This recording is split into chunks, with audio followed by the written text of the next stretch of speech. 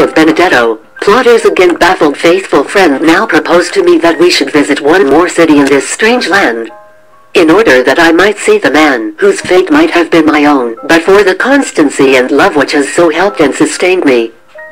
Our earthly histories were in some respects different, but there were some points of resemblance both in that and in our dispositions which would make the sight of this man and the knowledge of his history useful to me, while at a future time I might be able to help him.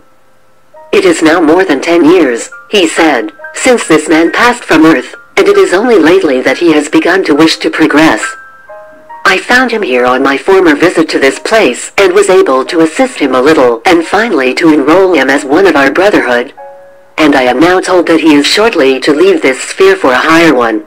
I ascended to the proposed journey, and after a short but very rapid flight we found ourselves hovering over a wide lagoon upon whose dark bosom there floated a great city, its towers and palaces rising from the waters, and reflected in them as in a mirror of black marble lined with dark red lines that somehow made me feel they were streams of blood flowing through it.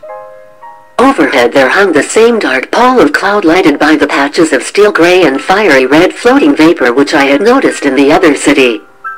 The appearance of this place suggested to me that we must be about to enter the Venice of these lower spheres, and on my saying so to faithful friend he answered, "Yes, and you will here find many celebrated men whose names were written on the history of their times in letters of fire and blood." We now found ourselves in the town, and proceeded to pass through its principal canals and squares in order that I might see them. Yes, there they were, these degraded counterparts of all those beautiful places made familiar by the brush of the artist and the fame of those who have carved for themselves a niche in the temple of history. There flowed the canals, seeming like dark crimson streams of blood flowing from some vast shambles, washing and rippling up the marble steps of the palaces to leave there a thick foul stain. The very stones of the buildings and pavements seemed to me to ooze and drip blood. The air was thick with its red shade. Deep down below the crimson waters I saw the skeleton forms of the countless thousands who had met their deaths by assassination or more legalized forms of murder, and whose bodies had found sepulture beneath the dark waves. Below in the dungeons which honeycombed the city I beheld many spirits crowded together and like caged wild beasts, the ferocity of the cruel tiger in their gleaming eyes and the vindictive malice of the chained human tyrant in every attitude of their crouching figures. Spirits whom it was needful to thus confine since they were monsters of city magistrates and their attendants, noblemen and slaves, merchants and priests, humble citizens and fishermen. Men and women of all ranks and all times, passed to and fro, and nearly all were alike degraded and repulsive looking. And as they came and went it seemed to me as if skeleton hands, phantom arms, rose through the stones of the pavements from the dungeons beneath, striving to draw these others down to share their own misery. There was a haunted look on many of their faces, and black hair seemed to sit behind them continually. Far out in the waters of the lagoon spectral galleys floated, filled with slaves chained to their oars. But amongst them there were no longer the helpless victims of political intrigue or private revenge. These beings were the spirits of those who had been the hard taskmasters, the skillful plotters who had consigned many to this living death. Yet farther out at sea, I could behold the great ships, and nearer at hand in the ruined harbor there were more spiritual counterparts of those piratical craft of the Adriatic, filled with the spirits of their piratical crews who had made plunder and rapine and war their delight, and who now spent their time battling with one another and making forays upon others like themselves. Spectral-looking gondolas floated upon the waterways of the city, filled with spirits bent upon following still the occupations and pleasures of their former lives. In short, in this Venice, as in the other cities I had seen, there existed a life akin to that of earth, save that from this place all the good and pure and true, all the real patriots and unselfish citizens were gone, and only the evil left to prey upon each other and act as avenging spirits to their companions in crime.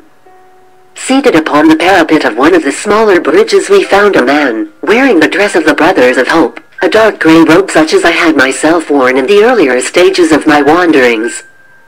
His arms were folded upon his breast and his face was so far concealed by the hood that we could not see his features, but I knew at once that this was the man we had come to see. and I likewise recognized his identity as that of the celebrated Venetian painter whom I had known in my youth, though not very intimately. We had not met again, and I was ignorant passed from earth, till I saw him sitting thus upon the bridge in this city of hell. I confess the recognition gave me somewhat of a shock, recalling as it did those days of my youth when I also was a student of art with all the fairest prospects in life, as it would seem, before us. And now to see him and to think what his life must have been to bring him to this pass. He did not see us, so faithful friend proposed that we should turn aside for a little, while he told me this spirit's history, and then we could approach together and speak to him. It seemed that this man whom I shall call by his name ever to be forgotten had risen rapidly into fame and was successful in selling his pictures. But Italy is not now a rich country, and Benedetto's most wealthy patrons were the English and Americans who came to visit Venice. And at the house of one of them Benedetto met the woman who was to overshadow his whole life with her benevolent influence. He was young, handsome, talented, highly educated, and of an ancient though poor family, and therefore naturally received by all the best society in Venice. It was to a lady who belonged to the higher ranks of this social sphere that Benedetto lost his heart, and dreamed in his youthful and romantic foolishness that she would be content to become the wife of a struggling artist with nothing but his brains and a growing reputation. The lady was scarce 20 when they first met, very beautiful, perfect alike in face and form, and endowed with all the charms which can enslave the heart of man, and she encouraged Benedetto in every way, so that, poor youth, he believed her love to be as sincere as his. But with all the passionate thirst of her nature for admiration and love she was cold, calculating, ambitious, and worldly, incapable of either understanding or returning such a love as she inspired in a nature like Benedetto's, which knows love or hate only in extremes.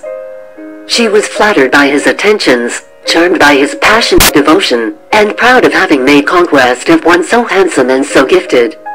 But she had no idea of sacrificing anything for his sake, and even when she was most tender, most alluring to him, she was striving with all her arts to become the wife of a middle-aged Venetian nobleman, whose wealth and position she coveted even while she despised the man himself.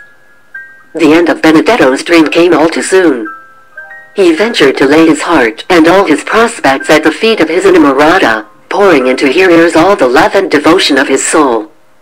And she received it all very coolly, told him not to be a fool, explained to him how impossible it was that she could do without money and position, and, in fine, dismissed him with a calm indifference to his sufferings, which nearly drove him mad. He fled from Venice, went to Paris, and there plunged into all the dissipations of that gay capital, striving to bury the recollection of his unfortunate passion. They did not meet for some years, and then Benedetto's fate took him back to Venice once more, cured, as he hoped, and prepared to despise himself for his folly.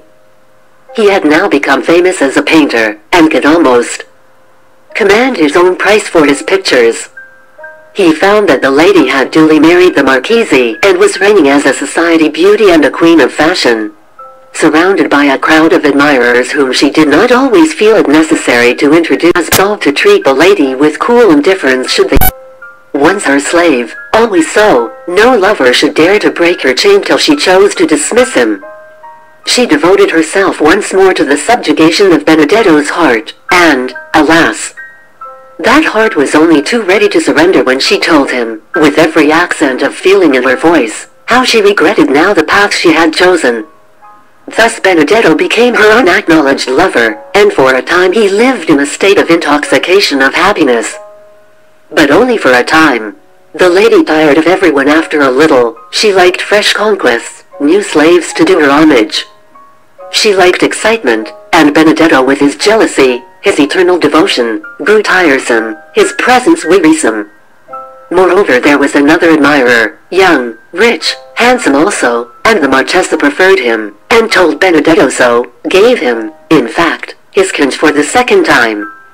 His passionate reproaches, his violent protestations, his vehement anger all annoyed the lady greatly. As she grew colder, more insolent towards him, he grew more excited. He threatened, he implored, he vowed he would shoot himself if she proved false to him, and finally after a violent scene they parted and Benedetto went home. When he called next day, he was told by the servant that the Marchesa declined to see him again. The insolence of a message given him, the heartlessness of the Marchesa, the bitter shame of being a second time trifled with and flung aside like an old glove, were too much for his passionate, fiery nature, and he went back to his studio and blew out his brains. When his spirit awoke to consciousness, it was to all the horrors of finding himself a prisoner in his coffin in the grave. He had destroyed his material body, but he could not free his spirit from it, till the decaying of that body should liberate the soul. Those loathsome particles of that corrupting body still clothed the spirit, the link between them was not severed. Oh, the horror of such a fate! Can anyone hear of it and not shudder to think what the bitter weariness and discontent of life, and a reckless desire to be free of it at any cost, may plunge the soul into? If those on earth would be truly merciful to the suicide, they would cremate his body, not bury it, that the soul may, by the speedy dispersal of the particles, be the sooner freed from such a burden. The soul of a suicide is not ready to leave the body. It is like an unripe fruit, and does not fall readily from the material tree which is nourishing it. A great shock has cast it forth, but it still remains attached, till the sustaining link shall wither away. From time to time Benedetto would lapse into unconsciousness and lose for a little the sense of his terrible position. And from little by little the earthly body was losing its hold, but while it did so he had to suffer in all his nerves the pangs of this gradual dissolution. The sudden destruction of the earthly body, while it would have given his spirit a more violent, more painful shock, would at least have spared him the slow torture of this lingering decay. At last the material body ceased to hold the spirit, and he rose from the grave but still hung over it, tied, though he was no longer imprisoned. Then the last link snapped and he was free to wander forth into the earth plane. And first his powers of hearing and seeing and feeling were most feebly developed, then gradually they unfolded and he became conscious of his surroundings. With these powers came again the passions and desires of his earthly life, and also the knowledge of how he could yet gratify them. And again, as in his earthly life, he sought oblivion for his sorrow and bitterness in the pleasures of the senses. But he sought in vain. Memory was ever present with him, torturing him with the past. In his soul there was a wild hunger, a fierce thirst for revenge, for power to make her suffer as he had done, and the very intensity of his thoughts at last carried him to where she was. He found her as of old, surrounded by her little court of gay admirers. A little older but still the same, still as heartless, still untroubled by his fate and indifferent to it. And it maddened him to think of the sufferings he had brought upon himself for the love of this woman. At last all thoughts became merged in the one thought of how he could find means to draw her down from her position. How strip her of all those things which she prized more than love or honor, or even the lives of those who might be called her victims. And he succeeded, for spirits have more powers than mortals dream of. Step by step he saw her come down from her proud position, losing first wealth, then honor, stripped of every disguise she had worn, and known for what she was, a vile temptress who played with men's souls as one plays with dice, careless how many hearts she broke, how many lives she ruined, careless alike of her husband's honor and her own fair fame. So long as she could hide her intrigues from the eyes of the world, and rise a step higher in wealth and power upon the body of each new victim. And even in his darkness and misery Benedetto hugged himself and was comforted to think it was his hands that were dragging her down and tearing the mask from her beauty and worldliness. She wondered how it